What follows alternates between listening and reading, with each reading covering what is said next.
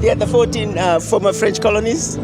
To them I say, wake up and smell the coffee. The revolution has started in Burkina Faso, Niger and Mali.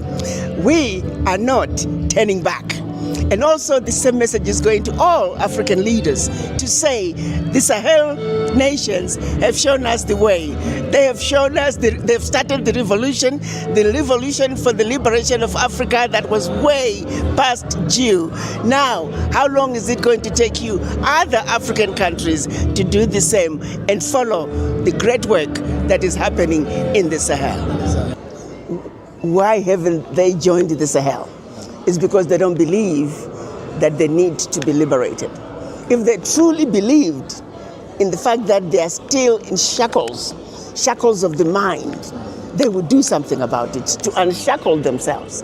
It's like I said about Harriet Tubman. She could, bottom line governance is about, do you feed your people? Are your people comfortable? Good healthcare, good education, good roads. That is governance. We don't care what you call it. That's why democracy, the way it was imported into Africa, is not working for the Africans. It's not even working for the mothers and fathers of that democracy. So why are we following a blind man to lead us to nowhere? Every 4 or 5 years, there's chaos in African countries. That has got to stop. We want leadership that is responsive to the people, leadership that's going to provide and improve the quality of life. Name or no name, label or no label, the leadership that accomplishes and improves the quality of life for their people. That is the quality, that is the leadership that Africa needs at this moment. So to the African leaders, take care of your people. Don't worry about the labels. Perfect example is the Sahel nations.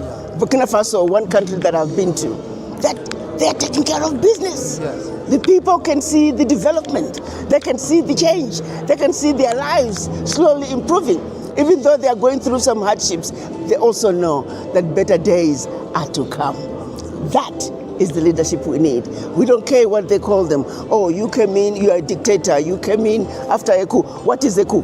A coup when young men stand up and say, enough is enough, you can no longer continue to bully me. That is not a coup. What France was doing, and France continues to do to the former French colonies, that is economic coups, military coups, cultural coups. Nobody talked about those coups. We're stupid as Africans. We are led, we are spoon-fed as to how we must think, what we must think, how we must see things. I'm looking at this camera, my son. It is black, but somebody comes to tell me that, no, it's actually red. And even though I see what I see, I'm going to believe it is red. And I can go back and go to the colors of skin. There's no one who is white. Have you ever seen a white person?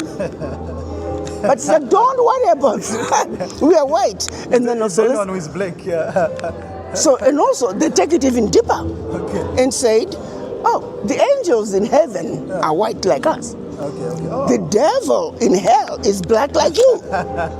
And we said, okay. And we just accepted it. Do you know how deep that is? Psychologically subliminal messaging, that every time you see something black, it's unacceptable. Yes. And it's actually is related to you. If it's bad, it's gotta be black. And if it's good, it's gotta be white. It was such a brilliant idea. Very simple, but boy, how destructive that has been to the black mind. We have never denounced that simple lie. I call it lie number 1. We never changed it. So that is Dr. Ariakana Chihombori, if you know her. And he's talking passionately and eloquently on the kind of leaders that Africa needs.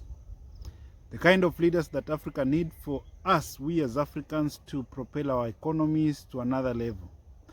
One of the leaders that Africa needs, a good example of the leader that we need, is one President Traoré of Burkina Faso.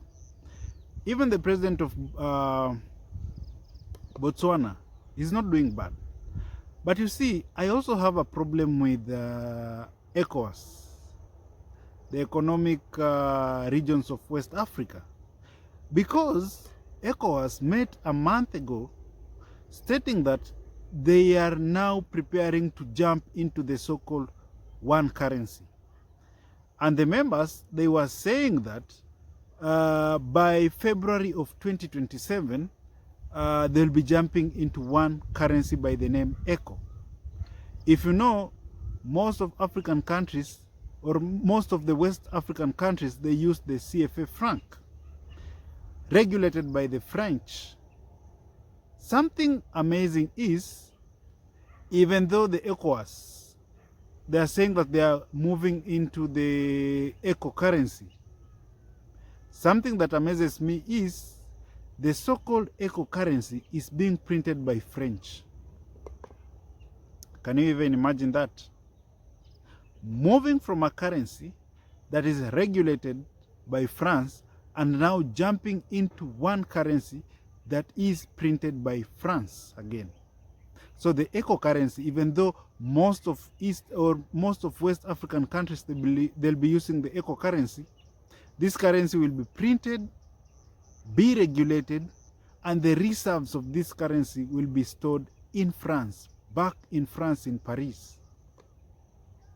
So where are we heading as a continent? Where are we heading? Because even imagine 14 countries coming together to do away with a colonial currency, coming up with another colonial currency. Does it even make sense? It does not make sense. That is why three of the 14 countries, that is Burkina Faso, Mali, and Niger, they are out of this. They want to form their own currency.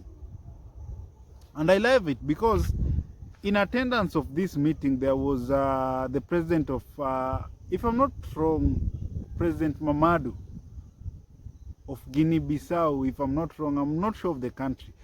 But he was in attendance and he said that, look, what you're discussing here is good.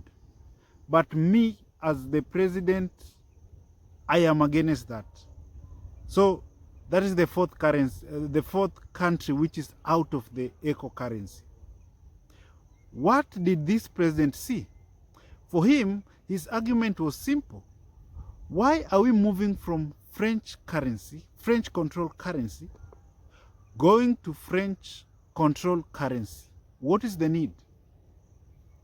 At the same time, guys, these countries, most of them, their economies, they're not doing good. So the president was saying that, look, I cannot risk because my country, even our economy is not doing good. So for you guys, the 10 of you, you can go ahead and print this currency if you want. That is what he was saying. And I support that. That is what Dr. Chihombori Kwao is speaking and talking about. That Africa needs leaders with balls, leaders who are courageous, leaders who are devoted to take and catapult their country's economies to another level.